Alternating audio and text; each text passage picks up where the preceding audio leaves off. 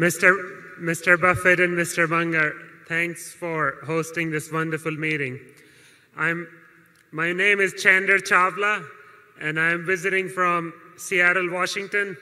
And I think Berkshire Hathaway can contribute to the reduction of global warming if for next year's shareholder meeting, Mr. Gates and I fly on the same plane.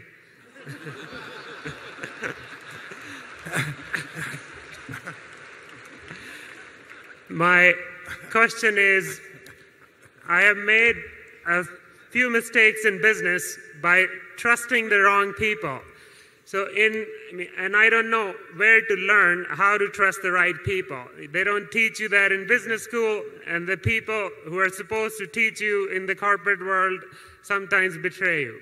So how can I learn who to trust and who not to trust? Boy, it's a great question, but you probably have about as good a chance of getting a good answer from me on that as you have of getting on Bill Gates' plane next year. But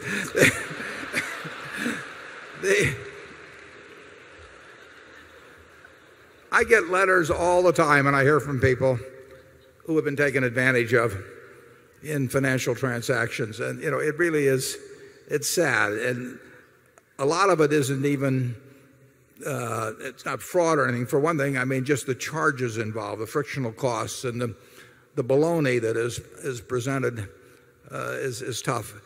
Charlie and I have had very good luck in terms of buying businesses and putting our trust in people. It's been just overwhelmingly good.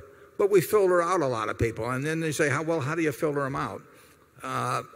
I would say, and I think Charlie will agree with this, people give themselves away fairly often, and maybe it does help to have been around as long as we have, in seeing the various ways they give themselves away. When somebody comes to me with a business, and I probably shouldn't tell this publicly because they'll probably tailor their approach subsequently, but when they come, just the very things they talk about, what they regard as important and not important, there are a lot of clues that come as the subsequent behavior. And like I say, we've really had a batting average I wouldn't have thought we would have had in the people that we've joined with, but it hasn't been 100%. It's been well above 90, and I get asked that, I mean, how do you make those judgments? And I don't know, Charlie, can you articulate the way we do it? Well, partly we're deeply suspicious when the proposition is too good to be true. Warren once introduced me to a gentleman promoter who wanted to inveigle us into an insurance program, and he said, we only write fire insurance on concrete bridges that are covered by water. He says it's like taking candy from babies. We are able to filter out propositions like that. Yeah, anybody that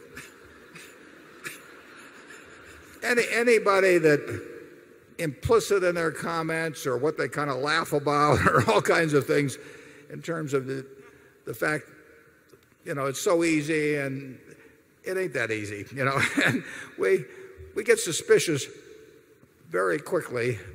And the truth is we rule out 90% of the times, and we may be wrong about a fair number that we're ruling out. The important thing is whether the ones we're ruling in we're right about. And so we don't mind. We're looking for the obvious cases of people you can trust. I mean, go back to 1969 again. When I was thinking about who to turn my partners over to, all kinds of people with great records. That was a hedge fund. That was the first heyday of hedge funds. And there were books written about it, New Breed in Wall Street and some of those. You can look them up. And dozens and dozens and dozens of people with good records. And when I sat down and thought about it, I'm going to write my partners and tell them who to turn over all their money to, because most of them had 100% or something close to it with me. Charlie, Sandy, Bill Ruane. I couldn't have told you which of the three was going to do the best. And I couldn't even tell you that those three would have done better than 5 others that somebody else might pick. But the one thing I was sure of, it that they were going to be sensational stewards of money. They were going to care more about those people, the people that were turned over to them, than getting the best result possible, than they were going to care about, whether they made X or 2X this year in terms of commissions or fees or any of that sort of thing. Anytime I find somebody with what I regard as an unfair fee structure and saying, well, I can get it, well, I rule them out. And I may rule out some of the wrong people, but the ones that are left in, I feel very good about. And I wish I could give you better advice than that, but that's all I can do. 8.